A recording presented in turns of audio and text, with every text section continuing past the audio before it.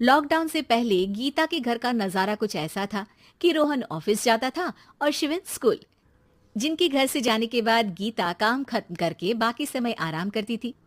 लेकिन लॉकडाउन के बाद ऑफिस और स्कूल घर में ही खुल गए और इससे गीता का हाल वो तो आपको देखने में ही मजा आएगा। शिविन, ओ शिविन, महाराज उठने के लिए क्या 21 तोपों की सलामी लेंगे? अरे बिस्तर से बाहर निकल, ऑनलाइन क्लास स्टार्ट होने वाली है। अरे तुम भी हद करती हो, स्पीकर की तरह चिल्लाने की क्या जरूरत है? दिख नहीं रहा मेरी कॉन्फ्रेंस चल रही है। अब कैमरा और स्पीकर ऑन कर रहा हूं, मुझे कोई शोर नहीं चाहिए। इस पर जैसे ही रोहन लैपटॉप का कैमरा और स्पीकर ऑन करता है, तभी कुकर की सीटी बजती है। हम्म, करा लो अब इसे चुप। लॉकडाउन नहीं हुआ, मेरी मौत का फरमान जारी हो गया। दोनों बाप बेटे ने नाक में दम किया हुआ है। ऐसा बोलकर गीता वहां से शिविन के कमरे में पहुंच जाती है, जहां शिविन अभी भी सो रहा होता है। ओ आलसी, अब अगर 5 मिनट में नहीं उठाना तो आज तेरा गेम और यूट्यूब कैंसिल। माँ की बात सुनकर शिविन बिना 1 मिनट गंवाए उठ खड़ा होता है। उठ गया, अभी नागर भी आता हूँ। ये नाटक कहीं और, मुंह पर गीला कपड़ा मार और पढ़ने बैठ। शिविन की ऑनलाइन क्लास स्टार्ट हो जाती है, जिस पर गीता उसे वहां बिठाकर रसोई में चली जाती है। थोड़ी देर में उसे कमरे से कुछ आवाज सुनाई देती है, जिसे सुनकर वो कमरे में वापस आती है। हाय राम, तुझे क्लास अटेंड करने के लिए बोला था, कैमरा ऑफ करके बिस्तर पर नाचने के लिए नहीं बोला था। मम्मी मुझे कुछ समझ नहीं आ रहा। आप बाद में पढ़ा देना ना। वैसे भी अटेंडेंस तो लगी गई है। हाँ हाँ बेटा, जरूर बन जा। तू अभी से हम सबका बाप बन जा। अरे नहीं मतलब कहाँ से लाते हो इतना दिमाग, और पढ़ाई करते हुए ये चला कहाँ जाता है? Nice question. दिमाग से पूछकर बता दूंगा।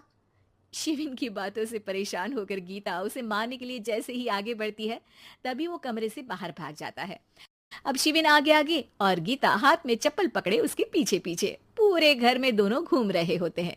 इसी बीच वो रोहन के पास पहुंच जाता है और शिविन को मारने वाली चप्पल रोहन के लैपटॉप पर जाकर गिरती है। ओए माँ! मम्मी, अब पापा को चप्पल मार रही हो? वो आज तक के रिपोर्टर, चुपचाप जाकर क्लास अटेंड कर ले, नहीं तो अगली तेरे पीछे लगेगी। इस पर शिविन वहां से चला जाता है, जिसके बाद रोहन गीता से कहता है, इस सर्कस के लिए कुछ बोलना चाहोगी? अरे क्या करूं, जब से तुम दोनों घर में रहने लगे हो, घर अपने आप ही सर्कस बन गया है और मैं तुम्हारी नौकर। कभी बेटी को संभालो तो कभी बाप के नखरे उठाओ। इन्हीं सब उथल पुथल में दिन बीतते रहते हैं, जिसमें हर रोज घर के अंदर कुछ नया सियप्पा खड़ा मिलता है, जो ज्यादातर शिविन और रोहन के ऑनलाइन स्कूल और ऑफिस से रिलेटेड ही होता है।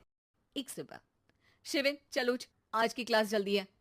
कैमरा ऑफ करके आप अटेंड कर लो। अरे ऐसे छित्तर पड़ेंगे, दादी नानी सब एक साथ याद आ जाएंगी।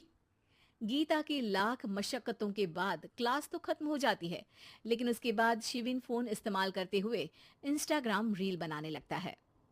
रसोड़े में कौन था? तुम थी, मैं थी, कौन था? कौन था?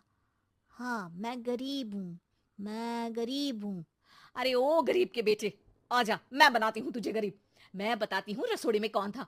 पढ़ाई करने बोलो तो इनकी माँ मर जाती है, और ये पागलपंतियां जितनी मर्जी करा लो।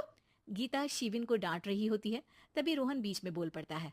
अरे बच्चा ही तो है, इतना गुस्सा क्यों कर रही हो?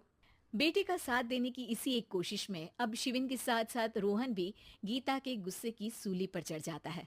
अगर बेटे पर इतना ही प्यार आ रहा है तो इसे क्लास अटेंड क्यों नहीं कराते, इसका होमवर्क क्यों नहीं कराते? उस समय तो बहुत जल्दी मीटिंग आ जाती है, वो काम मैं करूं और यहाँ इस बेफिजुली की चीज में तरफदारी करके बन जाओ महान।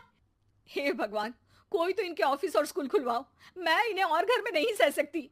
अरे कुछ और मांग लेती, क्योंकि तुम्हारी ये विश इस साल तो पूरी होने से रही, कोरोना। हाय नास बेटे ने जिंदगी ही बर्बाद कर दी। खाए कोई पचाए कोई, कल मुझे चुन चुन कर सबको मेरी बद्दुआ लगेगी। उन्होंने दुनिया का और इन बाप बेटे दोनों ने मेरा जीना मुश्किल कर दिया। गीता वहां से चली जाती है, जिसके बाद रोहन शिविन से कहता है, अरे तुम्हारी मम्मी इतनी भड़की हुई क्यों है? आपकी वजह से पूरा समय घर में रहते हो और उस पर कोई काम कराने की जगह बस ऑर्डर देते रहते हो। अच्छा बेटे, सारा इल्जाम मुझ पर, पूरा दिन तो वो तुम पर ही चिल्लाती है। हाँ, मतलब दोनों का 50-50 है। कुछ करना पड़ेगा। वो कहते ना, make the best out of worst. I have an idea. वैसे तुम्हारी माँ सही कहती है, बहुत जुबान चलाने लगे हो, कम बोला करो। अगली सुबह रोहन और शिविन अपनी गलती को सुधारने के लिए गीता के उठने से पहले घर का आधा काम खत्म कर देते हैं, जिसे देखकर गीता खुश हो जाती है और फिर बाकी बचा काम वो तीनों मिलकर पूरा कर लेते हैं। जिसके बाद अब वो सब मिल बांट कर हर काम में एक दूसरे की मदद करते हुए लॉकडाउन का मजा लेने लगते हैं।